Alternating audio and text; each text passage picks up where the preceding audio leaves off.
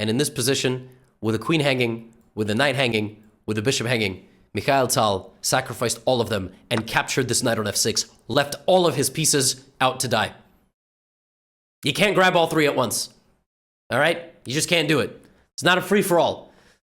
All right? It's not a free-for-all. If you try to take the queen, you best be sure to hang on. You can't take anything else. You're not going to castle because the queen is still going to be hanging. So, he took. Now, Tal was able to get away with a move like this because his pieces are well-oiled and coordinated to target his opponent right after the queen is captured.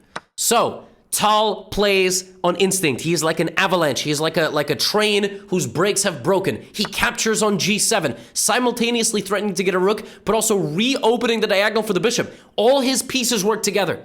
Rook g8, and now the culmination of the sacrifice. It is actually not rook to e1, which looks like it wins a queen because it loses a bishop and a rook in the process, and when the dust settles, Tal would be a full rook down.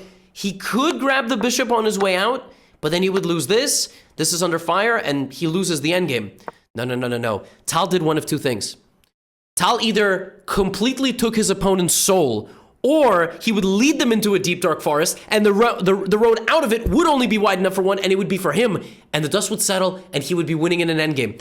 Bishop to f5!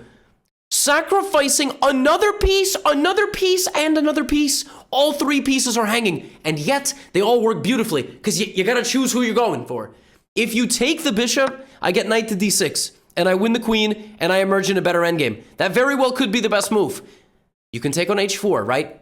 Now you'll notice Stockfish is kind of like demystifying the white attack, but when you played against Tal, you had to defend perfectly. He took the bishop, bishop e6, and then he tried to go for this. Tal just bulldozes in with more pieces.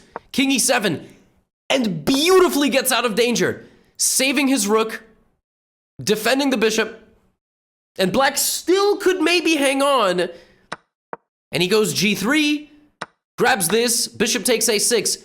But like I said, when the dust settled, Tal was left in a game where he was down a pawn, but black had 1, 2, 3, 4 islands, doubled and completely shattered pawn structure, and white was better. White is better in an endgame despite being a full pawn down.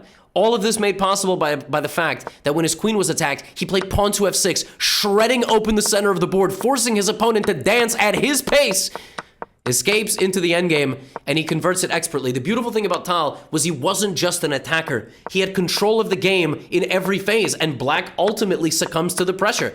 You know, there is not much to be done.